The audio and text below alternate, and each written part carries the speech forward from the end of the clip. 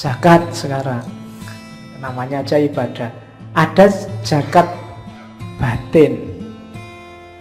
Zakat batin itu yang jelas menyucikan harta dan diri. Jadi zakat itu kalau istilah di kitab itu sedekah yang indah. Diingat-ingat kalau zakat jangan mikir balasan. Kalau sedekah jangan mikir balasan. Yang jelas mikir balasan itu menunjukkan tidak ikhlas. Saya sedekah sekian, tenang aja, nanti kembalinya. Itu berarti mikir balasan. Itu namanya sedang dagang sama Allah. Mana uangnya? Semua sini kita sedekahkan. Tunggu aja, besok akan kembali berkali-kali lipat. Nah, itu mikir kembalian. Apalagi kembalian yang lebih banyak daripada yang dibayarkan. Itu namanya dagang. Jadi rumus pertama orang zakat, jangan mikir kembalian. Terus rumus kedua apa? Zakat ini satu, termasuk sedekah, satu jalan untuk menaklukkan ego. Orang itu biasanya sama miliknya itu melekat. Duitku, milikku. Jangan sentuh milikku, hati-hati tak sikat kamu. Nah, itu kan orang biasanya gitu egoisnya. Motorku, habis dipinjam temenmu terus enak aja minjem, balik gembos, bensin gak diganti. Itu kan ciri manusia kan gitu, melekat sama kepemilikannya. Perintah zakat, perintah sedekah itu latihan membunuh egomu yang tadi melekat sama dunia itu loh. Latihan dipisah, itu antara lain lewat zakat. Dan jangan dikira kamu zakat, kamu sedekah itu nolong orang. Berapa kekuatanmu untuk bisa nolong orang? Kalau Allah mau, orang itu bisa dibikin kaya semua. Enggak. Kalau Allah mau nolong, dan Allah pasti bisa nolong, orang miskin sudah ditolong semua. Itu urusannya bukan kamu yang nolong, itu ujian dari Allah. Melatih egomu menunjukkan keikhlasanmu. Jangan dikira, wah setelah dia miskin sekarang tak tolong baru dia kaya. Enggak, bukan kamu yang bikin dia kaya. Jadi kalau Allah mau, semua kebutuhan orang fakir miskin akan terpenuhi. Maka kalau berzakat jangan niat bantu. Jangan salah, kamu membantu orang karena kasihan, itu juga termasuk ada kesombongan di situ. Emangnya Allah tidak bisa nolong dia? Pasti bisa. Maka kalau kamu zakat, niatilah lillahi ta'ala, karena Allah perintah saya zakat. Kenapa? Aku itu cuma hambanya Allah kok. Kalau aku punya sesuatu, itu berarti titipan dari majikanku. Siapa? Allah. Hamba itu kan tidak punya apa-apa. Dia miliknya majikannya. Maka semua yang dimiliki hamba itu hakikatnya titipan dari Allah. Tidak layak kita merasa itu hak milik. Dan seorang mukmin sejati tidak pernah mikir selain Allah. Maka apapun yang terjadi dengan dunianya, termasuk berkurangnya hartanya, bagi dia sama sekali nggak masalah. Tidak menggelisahkan. Meskipun bolak-balik di rumahnya ada orang minta-minta, semuanya dikasih seikhlasnya dia. Kan kita sering kan ada orang minta, orang ngemis lah, ada orang di rumah, orang ngamen lah, yang sering bikin kita sebel itu kan. Dari pesantren mana datang, kita wawancarai sampai setengah jam, ngasihnya cuma 5.000. Ini pesantren mana, buktinya mana, suratnya dari Pak RT mana suratnya itu. Nanti akhirnya, wah saya tidak percaya nih mas, ini untuk ongkos saja 2.000. Sering kan kita gitu, pelitnya kita. Oke, ya seandainya ditipu emangnya urusan kita. Kasih aja kalau ada loh ya, kecuali kalau sama-sama tidak punyanya. Mohon maaf ya mas, bukannya nggak mau ngasih, saya juga tidak punya. Tidak apa-apa. Nanti yang ngasih malah yang nyari sumbangan. Kalau gitu tak sangoni mas itu. Oke. Nah, Itu mental dermawan. Puasa, kalau puasa sama, puasa lahir, puasa batin. Puasa batin itu kemampuan kita mengendalikan sendiri full time. Kalau puasa lahir kan yang wajib 1 bulan Ramadan.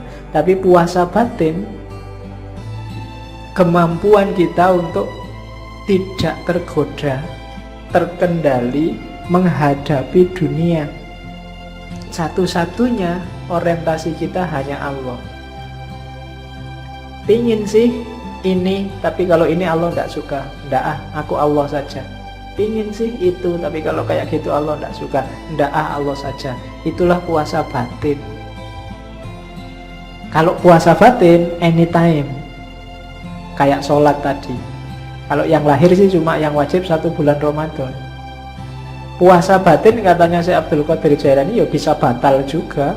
Batalnya apa? Kalau kita tergoda oleh dunia, berarti saat itu kita batal. Kalau batal gimana? Ya dimulai lagi dari awal. Jadi itulah puasa lahir dan puasa batin. Terus haji. Haji saya nggak sempat nerjemah, tak potong aslinya. Kalau haji syariat kita sudah tahu ada manasiknya. Kalau haji hakikat gimana? Fazadahu wa rokhilatahu awalan al-mailu ila sohibit talqin wa akhodahu minhu. Ini maksudnya apa? Untuk haji rohani, haji itu kan perjalanan suci. Perjalanan suci kalau rohani namanya suluk. Adanya di mana? Tasawuf. Jadi haji rohani itu ya para sufi yang melakukan riyadhah. Yang pertama apa? Carilah guru yang ngerti untuk belajar. Setelah itu apa? Summa mulazamatal dzikri bil lisan. Setelah itu amalkan dengan lesanmu. Setelah itu wa mulahadzatu maknahu, perhatikan maknanya, hatta tahsila hayatal qalbi lahu. Zikir dengan lesan, perhatikan maknanya, karena zikir ini bisa menghidupkan kolbu. Kalau kolbu sudah hidup dengan zikir lesan, summa yastaghilu bi dzikril batin, batinmu akan zikir juga. Hatta yusofihi mulazamata asma'is sifat, sampai kemudian batinmu yang tiap hari zikir itu menemukan nama-nama, menemukan tajallinya Tuhan. Fatadhuru ka'batas sir, sehingga tampaklah Ka'bahnya yang hakiki, Ka'batas sir, Ka'bah rahasia. Ka'bah rahasia itu apa? Batinmu, hatimu. Bi anwaris sifat, dengan cahaya sifat-sifat Allah. Dan itu ada ayatnya. Allah itu kan ketika nyuruh Ibrahim sama Ismail untuk bangun Ka'bah, kan pertama-tama disuruh mensucikan batin. Wa ahidna ila Ibrahima wa Ismaila antohiro baitiya litta'ifina. Jadi bukan bangun tapi menyucikan. Menyucikan Ka'bah. Ka'bah yang di mana? Di dalam dirimu.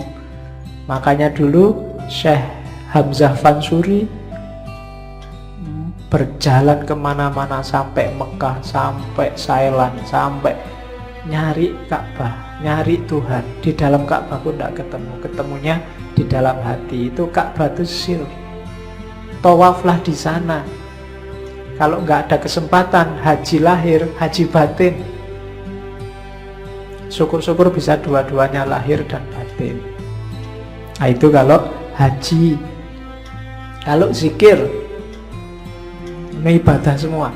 Kalau zikir, nggak saya baca ya, langsung ringkas. Ada zikir lisan, ada zikir nafas, ada zikir qalb, ada zikir ruh, ada zikir sir, ada zikir khafi, ada zikir ahfal khafi. Itu dari luar semakin ke dalam, semakin ke dalam.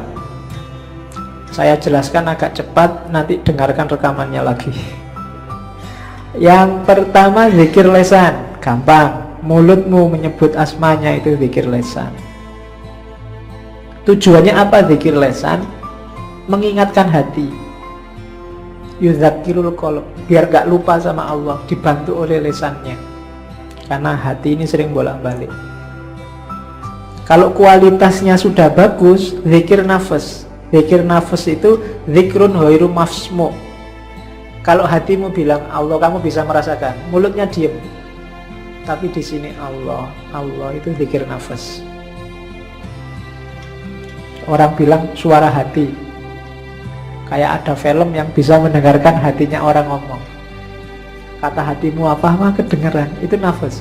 Jadi zikir nafas itu ya sama sebenarnya kayak mulut, tapi yang membunyikan sini. Kayak perasaanmu ngomong Allah, Allah, itu zikir nafas. Naik level lebih dalam, zikir qalb. Zikir qalb itu tidak lagi cuma ngomong Allah, Allah, tapi hatinya mulai mengamati hakikat Allah, kebesarannya sama keindahannya. Itu zikir qalb. Semakin fokus, semakin konsentrasi pada Allah, tidak hanya mengucapkan Allah. Itu zikir qalb. Yang keempat, zikir ruh. Zikir ruh itu musyahadatu anwari tajalliyatis sifat. Zikir ruh itu ketika orang melihat apapun, yang terlihat hanya Allah. Itu ruhmu berarti zikir terus. Kamu lihat pohon, Allah yang terlihat. Lihat makhluknya apapun, Allah yang terlihat. Itu zikir ruh. Berarti kemana-mana ruhmu berzikir. Karena selalu di mana-mana kamu lihat Allah, kamu selalu ingat Allah. Itu namanya zikir ruh. Semakin dalam ada zikrus sir. Itu semakin, kalau tadi apa-apa yang dilihat hanya Allah, kalau ini sudah fokus ke Allah saja, akhirnya memahami rahasia di balik apa-apa tadi. Tidak lagi fokus di apa-apanya, tidak lagi fokus di tumbuhannya, di hewannya, di manusianya, tapi rahasia di balik ciptaan itu, di situ ada Allah. Itu namanya zikir sir. Sudah mulai fokus ke Allah saja. Semakin dalam namanya zikir khafi. Kalau zikir khafi ini bukan lagi tajallinya Allah yang jadi fokus. Kalau tadi kan yang roh itu yang dilihat tajallinya Allah, terus masuk ke sir, rahasia dari tajallinya Allah itu yang difokusi. Kalau sudah khafi, Allah saja. Hakikatnya itu Allah itu apa? Makanya ada istilah fi maq'adi sidqin, tempat duduk yang benar. Maksudnya posisi dan hakikat Allah itu apa? Itu zikrul khafi. Sudah tidak ada apa-apa lagi yang dipahami, difokusi, cuma hakikat Allah. Baru yang terakhir, zikru ahfal khafi. Khafi itu samar. Samar yang paling samar. Samar yang paling samar itu fana. Bahkan dirinya sendiri nggak ada, yang ada hanya Allah. Itu zikir ahfal khafi. Dan 7 level zikir ini sifatnya hierarkis. Semakin naik kelas, semakin naik kelas. Diteorikan nggak ada gunanya, praktekkanlah. Ya, batinmu, hidupmu, sampai dirimu sendiri lenyap, yang ada hanya Allah. Berarti sampai ke level fana. Namanya zikru ahfal khafi. Terus bagian akhir dari kitab itu, Syekh Abdul Qadir Jailani mengingatkan, hati-hati ya, kalau kita sudah jadi orang baik, sering-sering ada penyusup. Penyusupnya itu apa? Sifat-sifat buruk yang kita tidak sadar. Orang baik yang tersusupi sifat buruk, ya karakternya berarti dia sekarang jadi orang buruk. Dan itu katanya Syekh Abdul Qadir Jailani, contoh hadisnya banyak. Misalnya, marah itu merusak keimanan sebagaimana cuka merusak madu. Al-ghadabu yufsidul iman kama yufsidul khallu pada madu. Jadi Hati-hati ya orang beriman, ojo nesunan, ojo ngamuan. Kalau kamu ngamuan, imanmu rusak. Jangan beragama dengan marah. Marahmu itu merusak imanmu sebagaimana juga merusak madu. Ini hadis populer sebenarnya, cuma kita jarang merenung, jarang tafakur. Jangan-jangan kita golongan orang beragama yang ngamuan. Begitu kamu ngamuan, ya berarti imanmu rusak. Kayak madu yang dirusak oleh cuka. Ada lagi contohnya, al-hasadu yakulul hasanat kama takulun narol khatobah. Ini apalan zaman sanawiyah dulu. Hasad itu membakar kebaikan sebagaimana api membakar kayu. Hasad itu seneng lihat orang lain sumpek, dan sumpek lihat orang lain seneng. Itu namanya hasad. Kalau kamu hasad, kebaikanmu habis terbakar.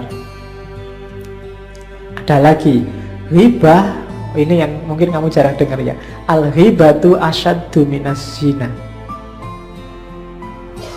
Ghibah itu ngomong orang lain, menggunjing, yang tiap hari kita lakukan lewat Facebook, WA. Itu asyaddu minas zina. Lebih buruk daripada zina. Dahsyat ya.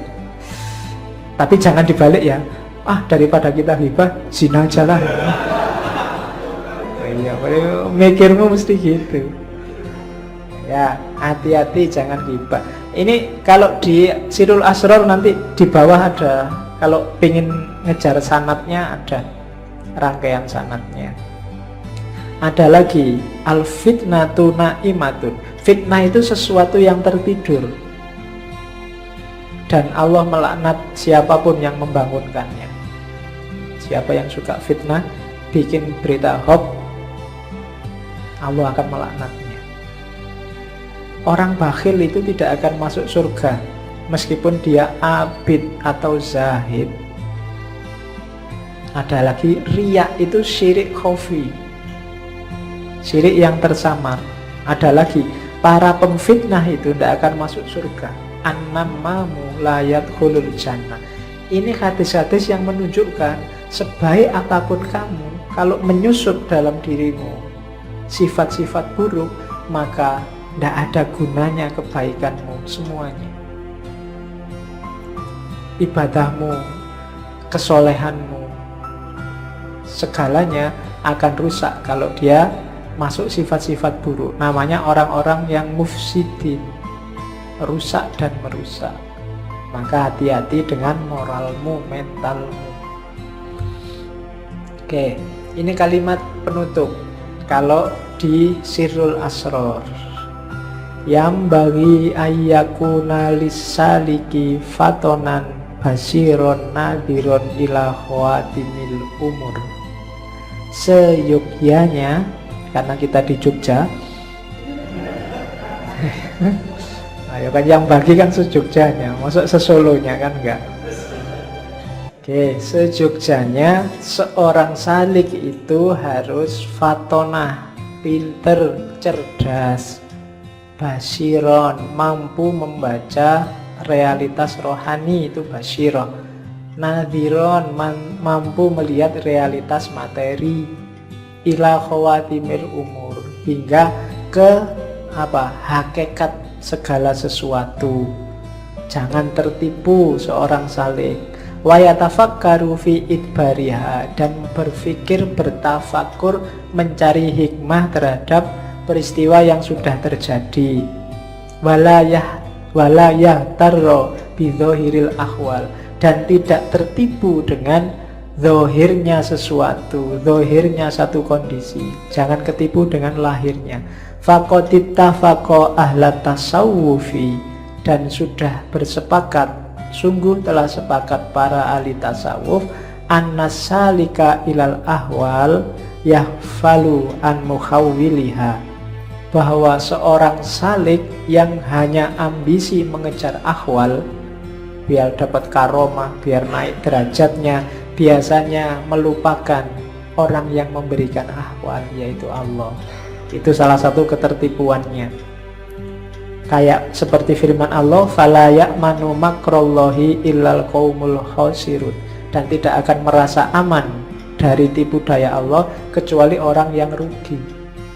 Jangan merasa sudah benar, sudah selamat, sudah pas, karena kalau kita merasa itu kita akan rugi.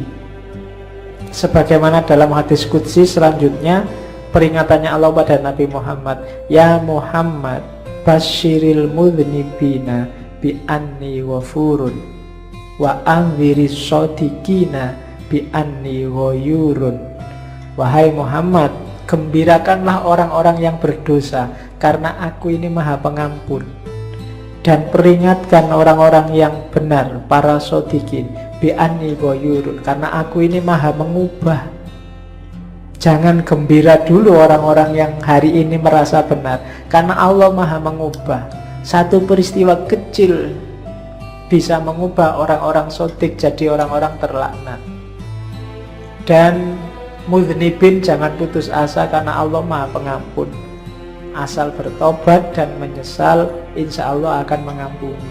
Jadi ya Muhammad basyiril mudhnibina bi anni wafurun wa anziris shodiqina bi anni ghayurun.